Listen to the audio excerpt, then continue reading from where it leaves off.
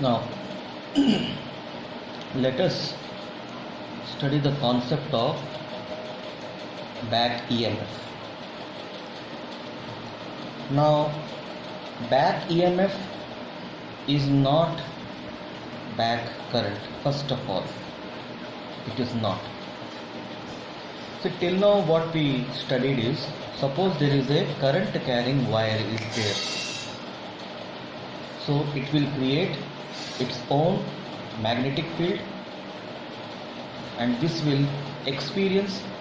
wire will experience a magnetic force.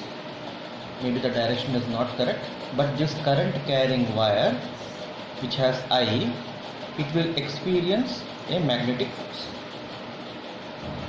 Now, what does Faraday said? Suppose you have an existing magnetic field and you take a coil. And you rotate that magnetic field, it will create a induced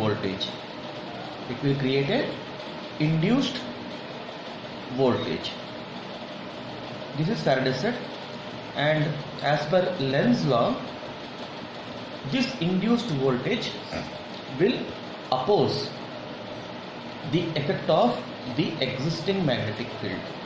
If the existing magnetic field is increasing the flux, it will decrease it, and vice versa.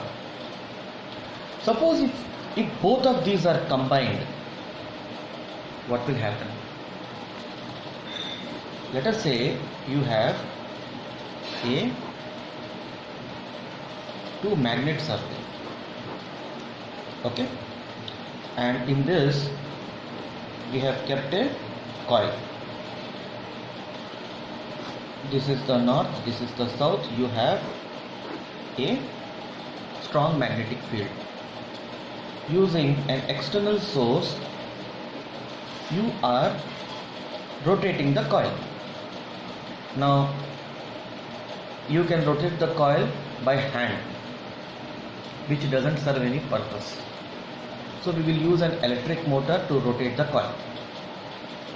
When electric motor is used, some current is passed into it and the coil rotates. You can see here, this is the B direction, this is the current direction. If at this point you apply the left hand rule, what will happen?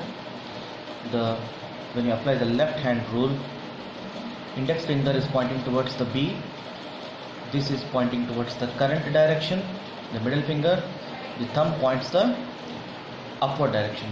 So there will be an upward force here, and it is a magnetic force, and there will be a downward force on the other side because the current is flowing like this.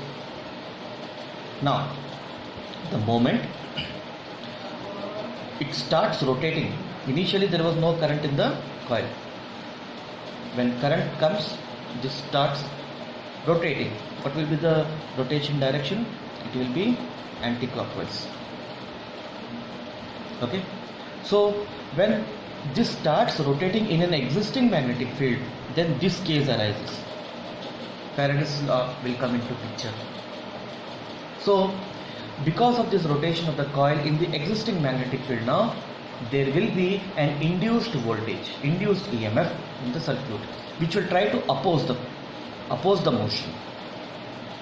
Now this induced EMF is called back EMF. Because of which here at source you will be applying, let us say 12 volts. This is the applied. This back EMF will reduce the effect.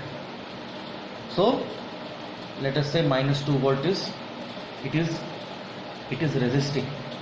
So actual voltage will be 10 volts. We have to apply more voltage. So this is the concept of back EMF. Okay. So basically it is both concept which we have done in the earlier chapter and this Faraday law, when we put together, then there is a EMF, a reverse EMF is created, that is called back EMF, and this is the concept of self-inductance.